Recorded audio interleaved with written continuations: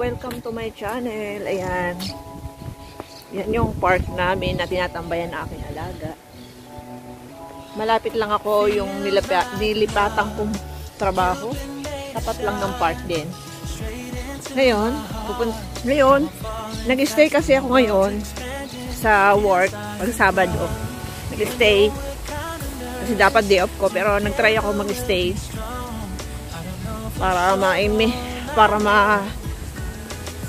nag-try ako mag-stay kasi para malaman ko din at kung ano yung style nila pag Shabbat, ganyan. Yun. Ngayon kasi, mayroong prayer dun sa kanila, mga babae. So, pwede akong lumabas. 3 hours sila nandun. Yun. Pinayagan naman ako. Free time. Kasi nagdadasal sila doon, nag-aaral ng Bible. Ngayon, naglalakad ako ngayon. Punta ako sa kaibigan ko. Kay Banji. Yan. Yun. Dumaan ako dyan sa park. Pero meron talagang daanan doon iba. Kasi gusto kong madaanan yung dati kong bahay. Bahay ng aking alaga. Nakakamiss kasi. Ito, tingnan nyo yung bahay ng aking alaga. Kulay puti. Yan yung kulay puti na yan. Yan. Yan. Yan yung bahay niya. Walang tao. Yan.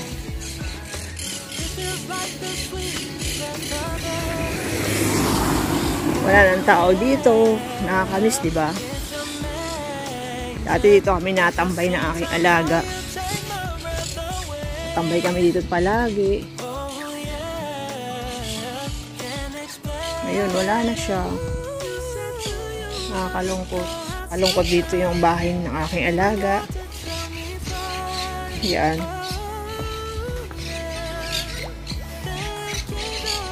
Sarap balikan to. Itong place na to. Masyadong malungkot. Tahimik.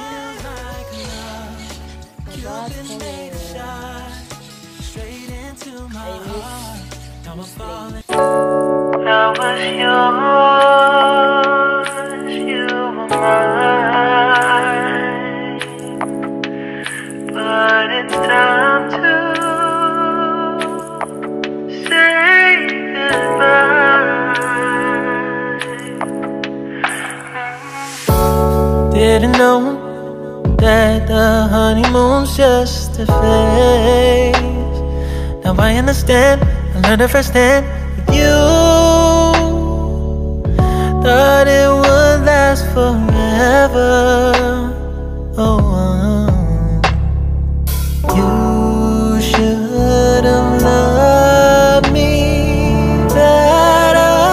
Should have loved me better, 'cause we might still be together before we split up. Always believed we would never, till the afternoon, till the afternoon. That was when the moon started to become blue.